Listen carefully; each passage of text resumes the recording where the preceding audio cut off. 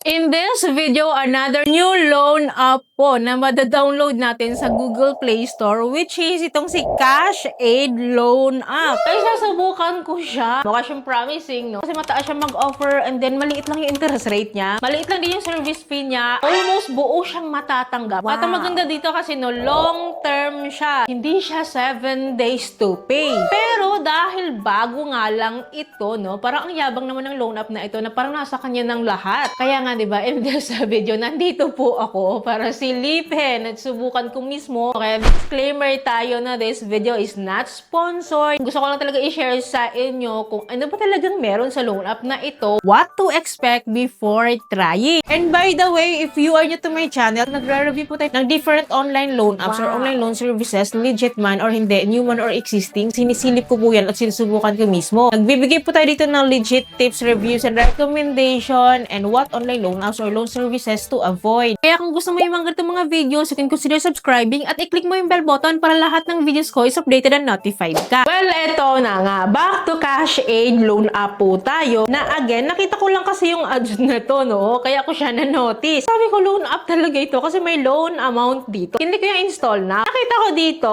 na downloadable nga po siya sa Google Play Store. At kung makikita niyo dito from the moment that I'm trying this loan app, this new loan app, wala pa siyang review. Pero may nakapag-download na 100 plus downloads pa lang. So, bagong-bago. Well, tinignan ko po dito sa details ng app. Update pala siya this February 2026 lang. O, diba? Pero na-release na siya last December 2025. Hindi na rin naman nagkakalayo, guys. So, bagong-bago pa din siya since hindi pa na-review ng iba. Well, sabi niya dito, no, under daw po siya or no-offer daw po siya kay Fondo Track Lending Services Incorporated. Pero nung tinignan ko yun sa list of recorded online lending platform, kasi hindi ko naman siya makita doon. Pero nakita ko dito sa description po ng app, nakalagay dito na registered daw itong si Cash Aid under the name Biyaya Lending Corporation. So, ito yung loan provider niya daw na ito daw yung nakaregister sa SEC website. At dali-dali naman, tinignan ko itong si Biyaya Lending Corporation. At nandun nga siya, legit na nakaregister siya doon. Pero wala yung pangalan ni Cash Aid. Ibang loan app yung nandun. But I don't know if ever sooner, no? Kasi ito ay bagong loan app nga. Well, dinownload ko siya. Of course, susubukan natin, di ba? And then, ito guys, yung bubungad agad sa atin. Itong privacy policy po nung app na kinonfirm ko na para makapag-proceed ako ng matiwasay. And then, dito nga po, nag-input ako ng mobile phone number. And then, after nyan, kinlik ko yung get OTP para maka-receive ako. Well, after po nyan, ito yung lalabas. So, wala siyang masyadong details. At ang kinlik ko lang dito is i-apply now. And then, nag-direct naman agad ako sa kanilang application process, which is magsisimula po ako dito sa personal information po nila. Including my residences or addresses, educational level, marital status, number of children, living condition. So, fill upan lang po natin for us to proceed sa next step. Which is, ang next step po nito is our financial status. Grabe yung term niya na financial status talaga. Pero ang other term nito is the work information. Dito guys, we need to fill up our profession. Kung gaano na daw ba tayo katagal sa ating work or monthly salary or income. Kailangan natin sabihin yan. And then, kung may mga loans tayo na overdue, magtatanong sila dito about our loan or past loan or may mga overdue or existing loans tayo. So, sasagutin lang natin yan lahat, no? According kung anong gusto natin isagot. Pero nilagay ko lang dyan lahat, guys, is no loan lang tayo dyan, no? Kasi madedetect naman nila yan if ever na talagang legit sila. Well, after ko pala ma-fill up lahat ng information na kailangan nila sa akin dito is move on tayo sa next step, which is the emergency contact or the character references po. So, dito po is tatlo po yung hinihingi nila. Well, ito po ay magdadirect sa ating phone book list, no? Doon kukunin yung ating contact information. Kaya ready natin if ever willing tayo na mag-apply dito. Well, tatlo lang naman yung hinihingi nila. And then after po pala nito, dito sa may baba, kailangan din po natin mag-provide ng ating email or email address para makapag-proceed ulit tayo sa next step. Which is yung next step is the ID information. Ito yung pinakamahalagang portion ng application, the ID information. Which is, ito guys, yung mga kailangan nilang ID. Nandito nakasulat lang lahat dito sa taas. Pipili lang kayo ng isa dyan. Hindi kailangan lahat yan i-provide or the more the merrier. So, isa lang naman yung kailangan natin i-provide dito. And then, pipicturean din agad natin yan. And then, kapag napicturean po natin yan, so this is followed by facial verification. Kailangan din natin i-comply yan. Magsiselfie lang naman tayo dyan, magpipicture. And then, after po nito, no, is eto na yung magiging itsura niya. Dito guys, don't worry, wala tayong finil-upan pa na withdrawal info, diba? Okay, not of disbursement siya. Dito po pala, no, meron siyang mga loan up dito sa baba na mga kapatid niya, I think, no. So, ito yung mga yun, guys. Ang dami rin pala nila. Pero kasi ang in-applyan ko dito ay si Cash Aid. Sa cash aid lang tayo magpo-focus. Well, anyways, para-paras lang din naman sila ng loan offer at interest rate ko, no? So, meron daw silang loan offer of 500 pesos up to 40,000 pesos. So, dito guys, kinlik ko po si cash aid. Kinlik ko itong apply para malaman natin anong meron dito. So, dito, don't worry again. Transparent po sila. We have the right to choose kung gusto natin mangutang. Pero ito na nga yun. So, meron po silang instant loan offer po sa akin. Sabi ko sa inyo, mataas sila mag-offer. Binigyan nila ako ng 10,000 pesos. So, dito guys, no, yung amount na ma-receive ko, ito yung pinakagusto kong part talaga. Yung amount na ma-receive ko. Sabi nila dito, sa 10,000, ang ma-receive ko daw is 9,992.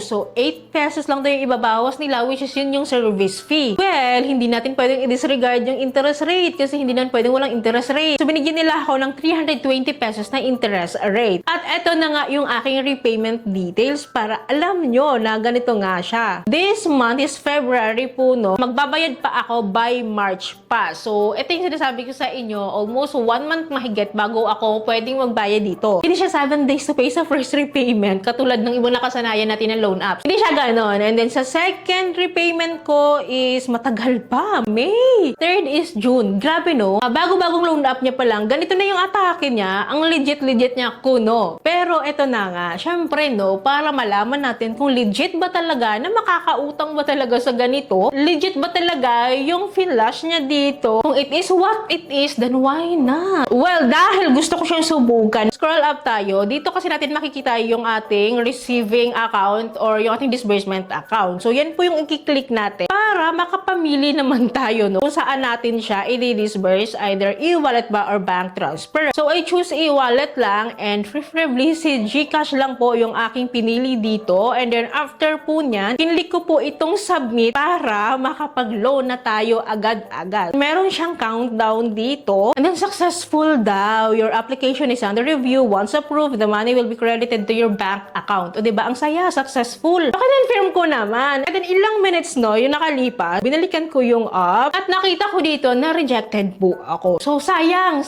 kasi hindi ko siya man lang nasubukan mismo. Sana na i-share ko siya sa inyo if ever talaga na yun yung ma-receive natin. Pero hindi niya ako binigyan ng pagkakataon na ma-approbahan upon disbursement. So, I don't know kung auto-reject to or what. Well, sayang lang kasi nga gusto ko sana siyang i-share sa inyo nung buong buo. Ako na yung nag-raise dito for you to know kung legit ba na nakakapangutang ba talaga dito. But anyways, I know after this video, madami nang makapag-try dito or may mga nakapag-try na dito bago pa mapanood tong video na ito. Please comment down below naman kayo, no? Chika nyo naman sa amin dyan sa baba para aware din po yung iba nating viewers before trying this loan app. Well, don't worry, mag-a-update naman ako sa inyo time to time. Kaya dapat po nagka-subscribe kayo at i-click yung bell button para lahat ng videos ko is updated and notified kayo. So yun lamang po. Thank you for watching this video. See you in my next video. Bye!